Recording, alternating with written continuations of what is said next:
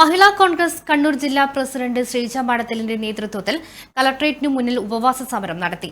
വിലക്കയറ്റം തടയണമെന്നാവശ്യപ്പെട്ടുകൊണ്ട് രാവിലെ 10 മണി മുതൽ വൈകുന്നേരം 4 മണി വരെ നടന്ന സമരം കെ സുധാകരൻ എം പി ഉദ്ഘാടനം ചെയ്തു.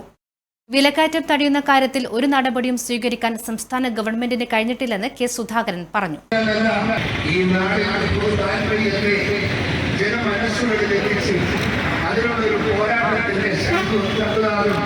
ജനങ്ങളിൽ നിന്ന് ഉയർത്തിയെടുക്കാനും അതുവഴി സർക്കാരിനെ കൊണ്ട് മുട്ടുകൊന്നിച്ച് ആ അവകാശങ്ങൾ സാധൂകരിക്കാൻ സാധിക്കുന്ന രീതിയിൽ പ്രാവർത്തിക പദത്തിലേക്ക് കടന്നു വരാൻ ഒരു സർക്കാരിനെ പ്രേരിപ്പിക്കുകയും ചെയ്യുന്നതിനാണ് ഈ സമരം. അതുകൊണ്ട് ഈ സമരമുഖത്ത് വന്നതിന്റെ ഈ സഹോദരികളെ ഞാൻ ഒരിക്കൽ കൂടി അഭിനന്ദിക്കുന്നു. ഒരിക്കൽ കൂടി ഞാൻ അവരെ നിഷേധിച്ചു.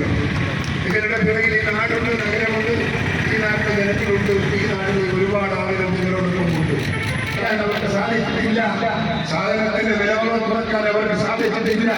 ഇവിടെ സാഹോദര്യവും സാമൂഹികപരമായ ബന്ധവും ഈ നാടിന്റെ നെഞ്ചകത്തിൽ കൊണ്ടുപോകേണ്ടുന്ന ആവേശമാണ് എന്നിരിക്കെ അതൊന്നും ജനങ്ങളെ ഹൃദയത്തിലേക്ക് എത്തിക്കാനുള്ള പ്രിയപ്പെട്ട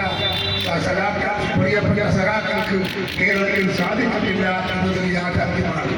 അതുകൊണ്ട് ഞാൻ വാക്കുകൾ ഏറെ നിരൂപിക്കുന്നില്ല. ജനാധിപത്യം അപേക്ഷയിലൂടെ നിലനിൽക്കില്ല, സമരത്തിലൂടെയാണ് സംരക്ഷിക്കേണ്ടത്.